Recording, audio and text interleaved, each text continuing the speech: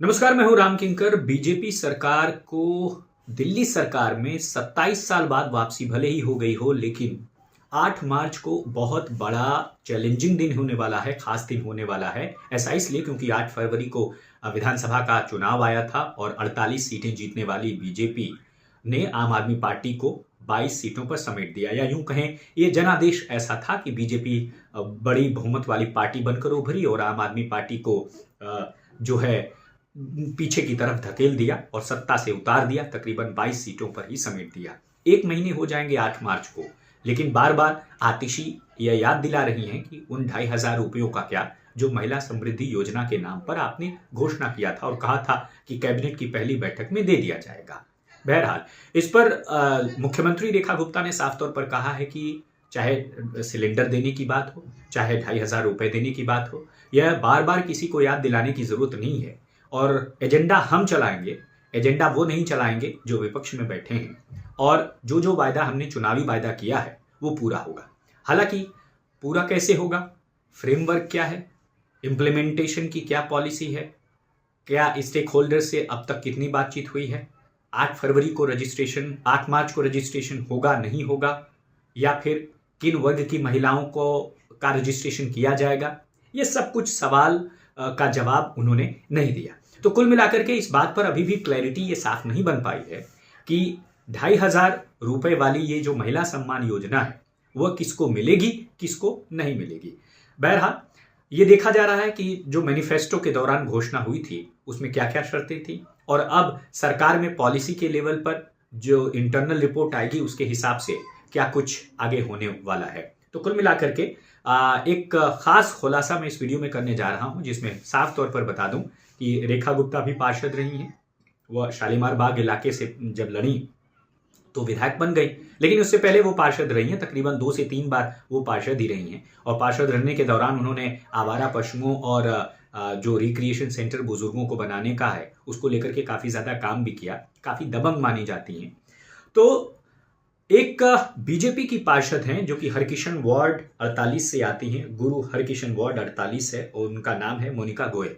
मोनिका गोयल ने अपने social media पर एक पोस्ट किया है और इस पोस्ट में उन्होंने साफ साफ तौर पर बता दिया है कि 2500 रुपए किसको मिलेंगे, किसको नहीं मिलेंगे। बहरहाल इसकी पुष्टि तो तभी हो पाएगी जब 8 मार्च को यह तय होगा कि क्या आधिकारिक तौर पर होने जा रहा है, लेकिन औपचारिक ऐलान से पहले समझने के लिए ये पोस्ट कारगर साबित हो सकता है, क्योंकि जो ये पार्षद हैं, सिटिंग पार्षद हैं, तो हो सकता है संगठन की किसी मीटिंग में या फिर खुद रेखा गुप्ता के साथ मुलाकात करके या फिर किसी और सोर्सेज से इनको ये इन्फॉर्मेशन मिली हो। बहरहाल इसमें यह कहा गया है कि जो योजना है वो जल्द लागू होगी और गरीब जरूरतमंद महिलाओं को इस योजना का लाभ मिलेगा, यानी गरीब और जरूरतमंद। अब किसे नहीं मिलेगा? जिन महिलाओं की वार्षिक आय 2.5 लाख से अधिक है उनको ये 2500 रुपए नहीं मिलेंगे, और वो महिलाएं जो सरकारी नौकरी में हैं उनको नहीं मिलेगा। कोई पहले से ही आर्थिक लाभ ले रहा हो उसको भी ये नहीं मिलेगा, और जिनको ऑलरेडी पेंशन मिल रही है उसको भी ये 2500 की महिला समृद्धि योजना के अंतर्गत जो सहायता है वो नहीं मिलेगी। और सबसे खास बात यह है कि अगर एलिजिबल कोई है तो उसके पास क्या क्या होना चाहिए। कुल 6 चीजें उन्होंने महत्वपूर्ण बताई हैं। आधार कार्ड और वोटर आईडी होना चाहिए, निवास प्रमाण पत्र होना चाहिए, एग्रीमेंट बिजली का बिल और पानी का बिल होना चाहिए, आय प्रमाण पत्र होना चाहिए, बैंक खाता, पासपोर्ट साइज फोटो, और सबसे खास बात है राशन कार्ड होना चाहिए। सबसे महत्वपूर्ण लिखा हुआ है राशन कार्ड। तो क्या ये माना जाए कि ये जिसके पास राशन कार्ड होगा वो गरीब तबके से नीचे की महिलाओं को उन्हीं को ये मिल पाएगा?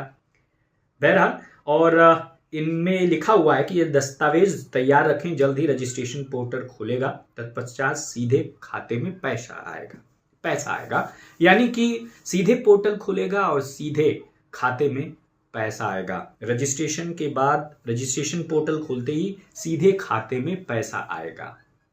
तो कुल मिलाकर के आपने देखा कि किस तरह से ये जो मोनिका गोयल हैं, इन्होंने साफ तौर पर ये बताया कि क्या क्या चाहिए, क्या नहीं चाहिए। तो ये बहुत सारी ऐसी चीज़ें हैं, शर्तें हैं जो ये निकल कर आ रही हैं। हालांकि इसकी आधिकारिक पुष्टि अभी मैं नहीं कर रहा, ये समझने के लिए, जानने के लिए ये मोनिका गोयल की जो सोशल मीडिया पर, ट्विटर पर उन्होंने पोस्ट किया था, ये मैंने आपसे शेयर किया। लेकिन अब ये कितना सही है, कितना गलत, और मेन चीज़ ये है कि सरकार अपने अपने तौर पर किन चीज़ों को लेकर के आती है।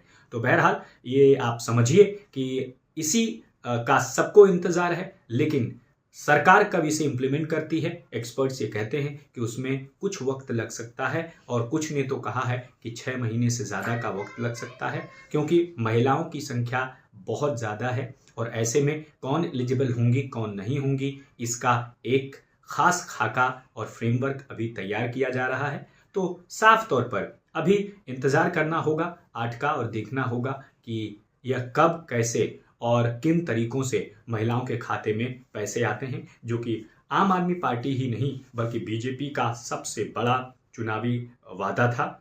और देखते हैं ये कब पूरा होता है। धन्यवाद।